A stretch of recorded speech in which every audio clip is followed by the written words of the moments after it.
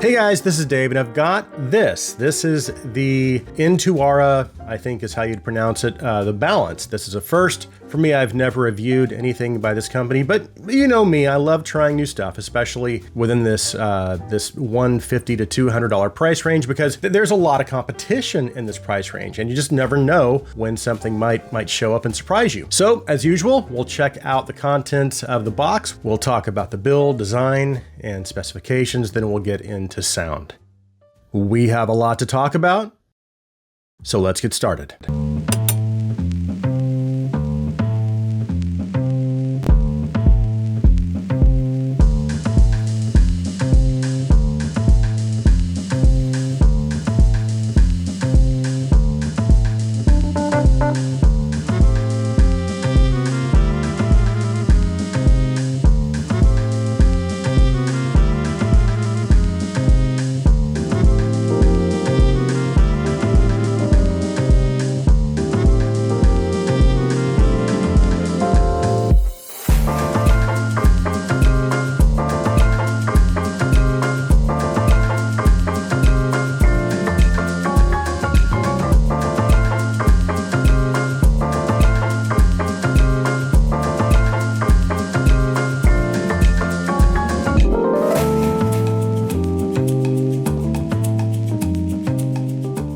Okay, so this is everything that you get in the box with the Balance. So we've got some ear tips in an ear tip case. We also have a nice protective semi-hard carrying case, an IEM pouch, which is nice. You don't typically see these included at this price range. And the price, as far as the price, typically I think this runs around $159, although I have seen it on sale recently on a few different websites. As far as the driver configuration, uses a single dynamic driver. The driver's housed in this resin shell, and you can see there's a pretty large vent on the inside of the shell. Of course, that is for pressure equalization. It's kind of unique. The shell itself is on the smaller side. You can see the depth. It's pretty shallow. It fits my ears very comfortably, and my guess is it should fit most ears just fine. As for the faceplate design, it's okay, I guess. It's not bad, but to me, it doesn't really stand out either. I'm not sure why it says Luna on the faceplate. That's kind of confusing, but otherwise it looks okay, I guess. I do really like the cable. It is an SPC cable. It does feel a little plasticky, but it looks nice, and it also has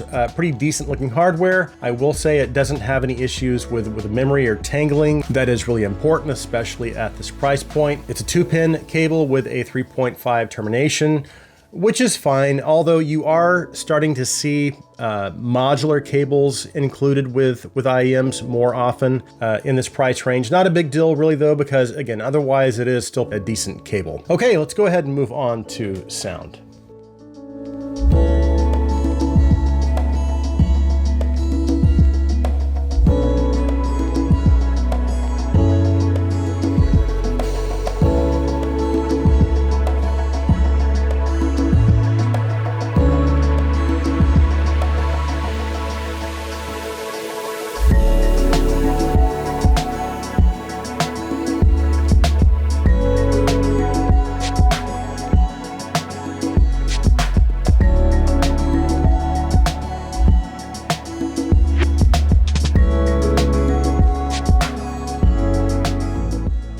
Okay, so the tuning approach they took with this reminds me a little bit of the Tangent Fission in its default tuning mode with the silver nozzle. And there are other IEMs out there that have similar tuning. It's not necessarily a tuning style that I typically gravitate towards, although I do know that there are those out there that will like this a lot. To me, this does take a pretty neutral approach, although it does lean a little bit more towards the upper mids. That's where my attention seems to be kind of drawn to. That said, I do feel like its overall presentation is still balanced, so there is enough bass energy to kind of offset those upper mids. But if we break things down just a little bit further, we'll start with the bass, of course. As far as the overall bass energy, again, it is enough to keep that extra energy in the upper mids in check and keep everything basically in balance. However, I do still feel like it could use just a little less energy in the mid bass and the low mids, because it can at times sound a little bit congested. And while that mid bass does help with kick impact, and that low mid energy does bring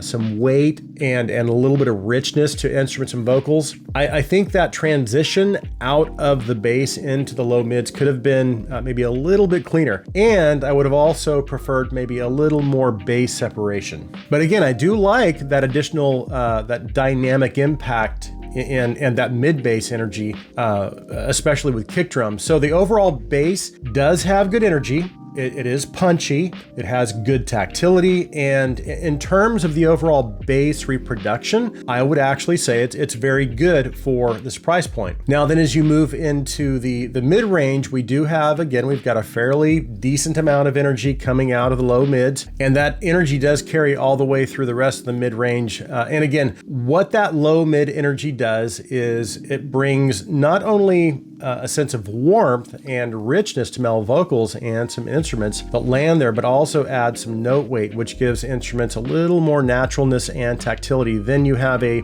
pretty steady rise into the upper mid-range, where that energy starts to pick up, and it peaks out around, I think, around 2.5K. And that energy is going to give vocals and instruments a little more presence. And while they're maybe just a little more forward than I prefer, again, I don't necessarily feel like it ever reached the point of becoming shouty. But they are, again, they're still just maybe a little more forward than I prefer. Now, on a positive note, they do keep the listener's attention, and they do have that nice center focus. However, to me, I do wish they had relaxed again. I wish they had relaxed those upper mids just a little bit. But really though, despite that extra energy in the upper mids, it doesn't sound peaky or shouty. And I also think vocals and instruments are presented quite naturally, which is, I guess that's probably more important to me anyway. And overall, the mid-range just has good tonality, good timbre, so I didn't really notice anything that sounded out of place or incorrect. The treble also has good naturalness. I would say it's generally neutral in its overall presentation. I do feel like there is enough energy to allow cymbals, other percussive instruments or stringed instruments to kind of cut through. And it also is controlled enough as to avoid ever becoming overly sharp or harsh. They've played it pretty safe with the treble tuning. The upper treble extension is also pretty good. It's not perfect, but there is enough to provide good air and shimmer. I do, however, wish there was maybe a little bit more. It also does help to add some micro details, which is nice to hear at this price point in a dynamic driver set. It's not the best I've heard. I think the Alba does a little bit better, but it's still pretty good. Speaking of detail, this set has pretty decent technical performance. Overall detail levels are pretty good.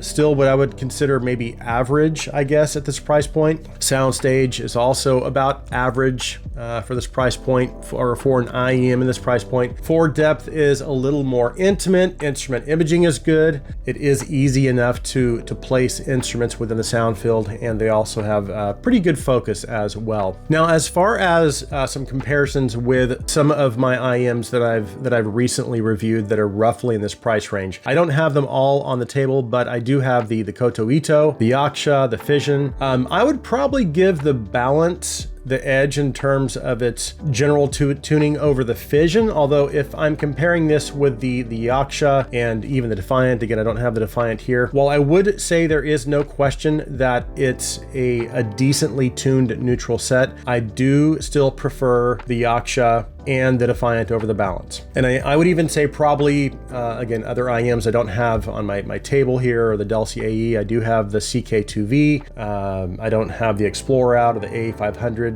but I would prefer those over the Balance as well. And then of course, my favorite set at this price point is the Meze Alba. The upper mids are also a little forward on this, but again, they are more natural sounding. It has a little more bass energy, and it just, generally speaking, it's just something that I connect with a little more than with the Balance. It's also a little more resolving. It does have a little more upper treble presence, so a little more shimmer, a little more air. But again, going back to the Balance, as neutral sets go, I do think they did a pretty good job as far as the tuning of the upper mids and generally keeping things natural. But the bass, again, it's just a little too relaxed for me. And all of the other sets that I mentioned offer more bass presence, and they're equally as technical or better in my opinion. Again, it's not a bad set. I do think this set will fall within the tuning preference of a lot of you out there. It is balanced. It does sound natural. However, for me personally, in my comparisons, I just felt like there were other sets that came a little closer to my preference, and a lot more sets that I just connected a little more with. And some of those sets are even priced a little bit lower. In any case, that concludes my review of the Intuaura Balance. Thanks again so much for taking the time to watch. If you like my content, please take a second and hit that subscribe button. Also, if you would please like this video, please share this video. I hope you have an awesome day.